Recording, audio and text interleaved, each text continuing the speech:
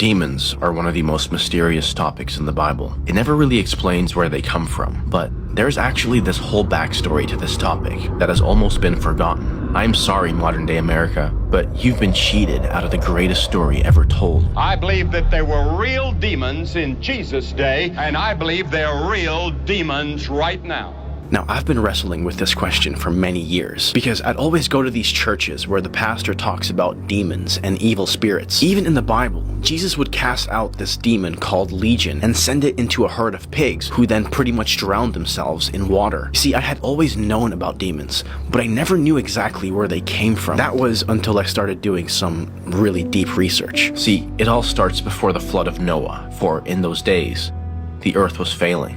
Evil reigned on the planet after the founding humans, Adam and Eve, brought in the most potent poison this world would ever know, a thing called sin. But in retrospect, this wasn't the only issue. You see, to answer this question, you're actually going to need two books. The Bible, of course, and this book called the Book of Enoch. Now, the Book of Enoch isn't scripture in most Bibles, but it is actually quoted in the Bible in Jude 1:14. Now, just because it's quoted in the Bible doesn't mean it should be among the life-breathing, hope-giving books of scripture, but it does give you this specific backstory, which does answer this most curious mystery. And by the end of this video, you might actually understand why you'll probably never see the Book of Enoch among the books of the Bible. These are the origins of demons. You see, one day, the very sons of God, the angels of heaven itself, had come down to earth.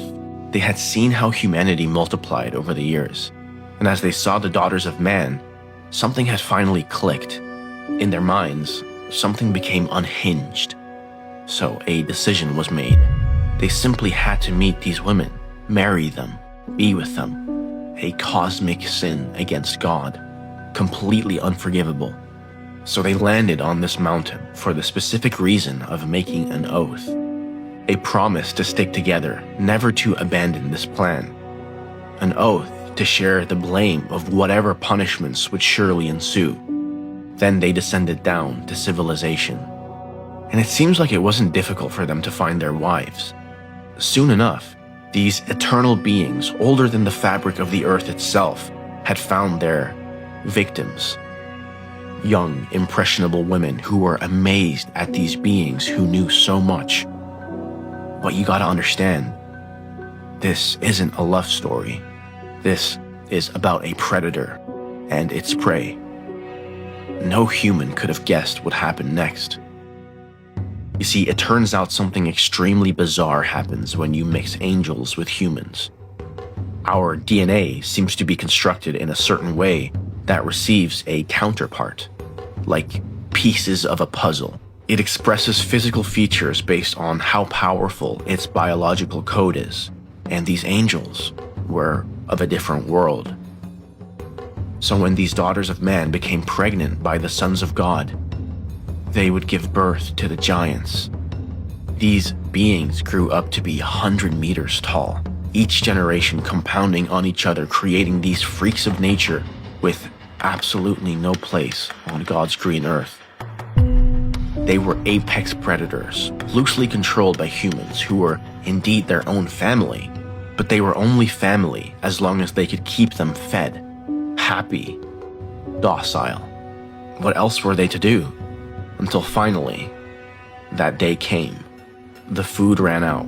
The acres upon acres of farms, the thousands of livestock animals, the unending supplies of water had reached their maximum, and just like that, it all became unsustainable. So the giants, the sons of the angels, finally turned on mankind, devouring what it once called family.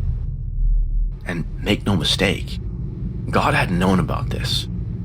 Why he didn't do anything earlier, no one really knows. You see, God had a dilemma. An end needed to come to these giants, but death is only a transition into the afterlife. God had never created these beings. He had no intention for them to be on the earth. Their very souls were unregistered in his universal kingdom. Like illegal immigrants, they had weaved themselves into existence without permission. But sending them to hell is inappropriate, unfair. It was the sins of angels that caused this.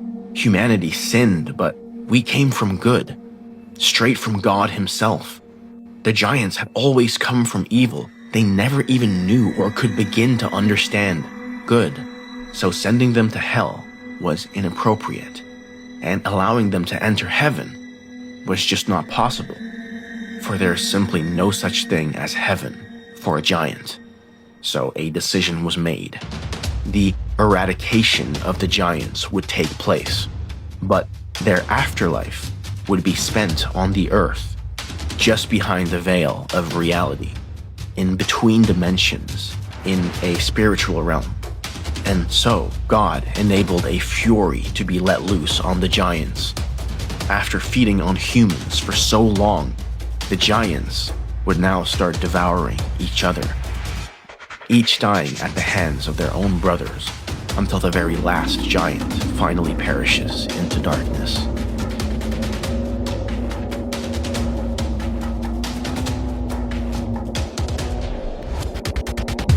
You see, these beings are still here today, as powers we cannot see yet definitely feel, oppressing humanity into all sorts of mischief. They were once real physical beings with hunger and thirst until they slipped into the abyss as the demons we know today. They say that when we dream, we enter this place beyond reality. We slip into a world filled with messages and images that can only be interpreted by our subconscious. One experience many people seem to share is this thing called sleep paralysis, a type of misalignment where the body is still asleep while the mind is awake. People report seeing with their eyes all sorts of tall creatures moving around in the dark, while the dreamer is unable to move. Well, I'm like scared. I'm freaking out because of these paralysis things. I'm scared to fall asleep because it keeps happening to me.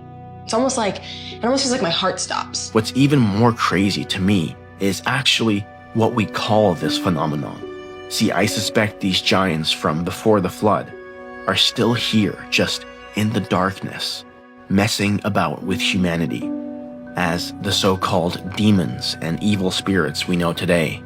Oftentimes, we see them in our sleep, and because of this, we've given them a most interesting name.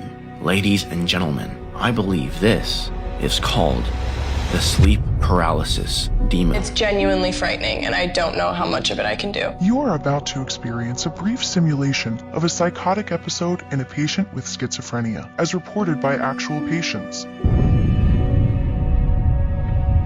Worthless is waking up now. Oh, the phone will come up. Don't answer. They'll know who you are. You're a waste of space. Why are you so stupid? A waste of our time. Stupid. So stupid. Worthless. We hate you. He's gonna pick up the phone. They'll know if you lie.